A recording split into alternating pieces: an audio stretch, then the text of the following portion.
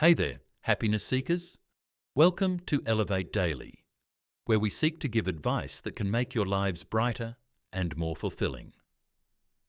Today, we're diving into something that has fascinated psychologists, athletes, artists, and everyday people alike: flow. You might have heard it described as being in the zone, that state where you're so absorbed in what you're doing that time seems to melt away, distractions fade, and everything just clicks. But here's the thing. While it sounds magical, flow isn't just luck. It's a mental state that we can understand, harness, and even invite into our daily lives. And today, I'm going to share with you what flow really is, why it feels so good, and most importantly, how you can set yourself up to experience it more often.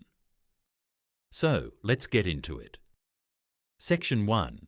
What is flow really? The term flow was popularized by psychologist Mihaly Csikszentmihalyi, often called the father of flow psychology. He described it as that sweet spot where your skill level perfectly matches the challenge in front of you.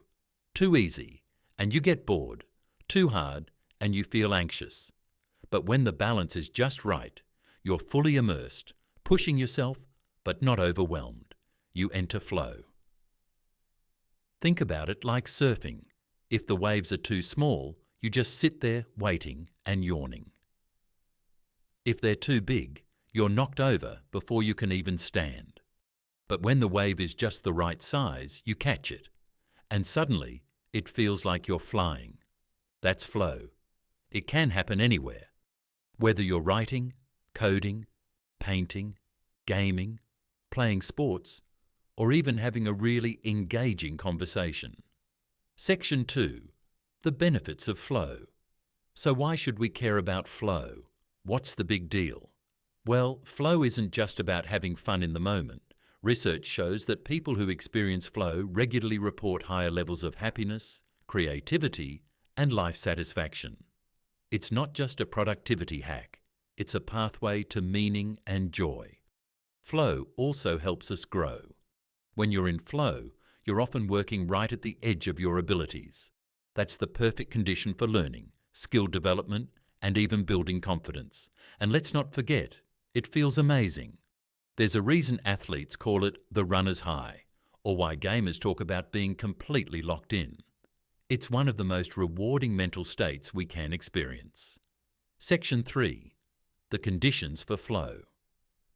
Now, here's where it gets practical. If you've ever wondered, okay, but how do I actually get into flow? There are a few key ingredients. 1. Clear goals. You need to know exactly what you're doing and what you're aiming for. Ambiguity is the enemy of flow. Whether it's finishing a chapter of your novel, solving a math problem, or shooting hoops, you need a target. 2. The right level of challenge. Like we said earlier, if the task is too easy, you'll get bored. Too hard, and you'll get frustrated.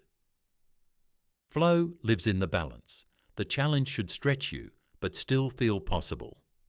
3. Focused attention. Flow thrives when you cut out distractions. Multitasking kills it. Your brain needs to fully dive into one thing at a time. 4.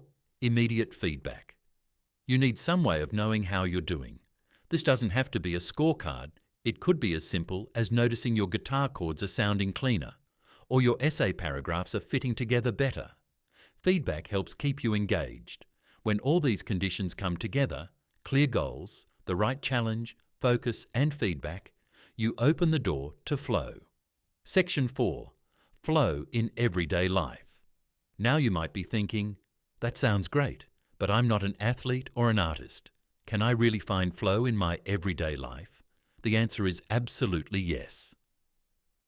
Flow can happen while cooking a new recipe, tackling a tricky problem at work, or even organizing your home. The trick is finding activities that matter to you, that engage your curiosity and challenge your skills. For example, let's say you're learning guitar. At first, just pressing the strings feels impossible. Then you start to master a few chords. Eventually, you're trying to play full songs. Each step stretches you just enough to keep you engaged, and suddenly hours go by without you even noticing. That's flow. Or think about gaming. Video games are literally designed to induce flow, clear goals, rising challenges, instant feedback, and full immersion. That's why people can play for hours. The same principles can be applied to real life. Section 5. How to invite flow into your life. Okay, so how can you actually increase your chances of experiencing flow? Here are some practical steps. 1.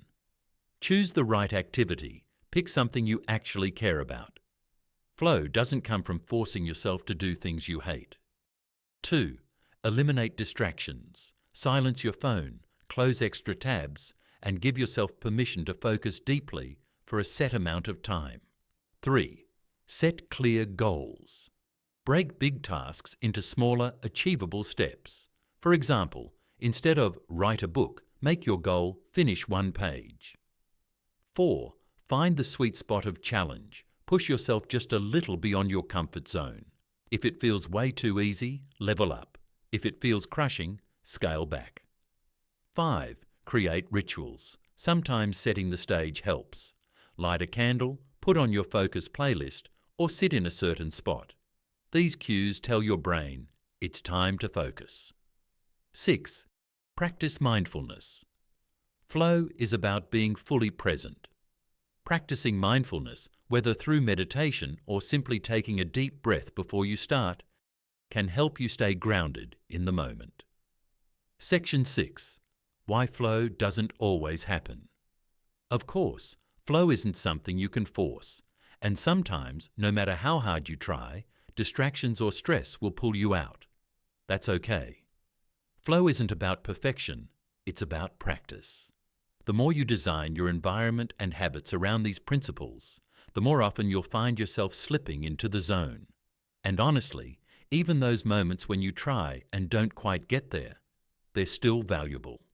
They're building your skills, training your focus, and setting the stage for the next time flow does click in. Section 7. Flow and happiness. Here's the beautiful part. Flow isn't just about productivity or performance. It's about joy. It's about finding those moments where you lose yourself in a painting, in a project, in a conversation, and come out the other side feeling fulfilled. Csikszentmihalyi believed flow is one of the keys to a meaningful life. And when you think about it, it makes sense. Flow reminds us that happiness isn't just about consuming. It's about creating, engaging, and truly living. So, happiness seekers, the next time you find yourself in the middle of something that feels just the right amount of challenging, where time seems to vanish, pause and notice it. That's flow. And the more you nurture it, the more fulfilling your days will become. If you enjoyed this video and want more practical ways to build happiness into your life, don't forget to hit that like button and subscribe to Elevate Daily. We're here every week to share insights that help you live brighter, fuller, and happier. Until next time, here's to finding your flow and loving every moment of it.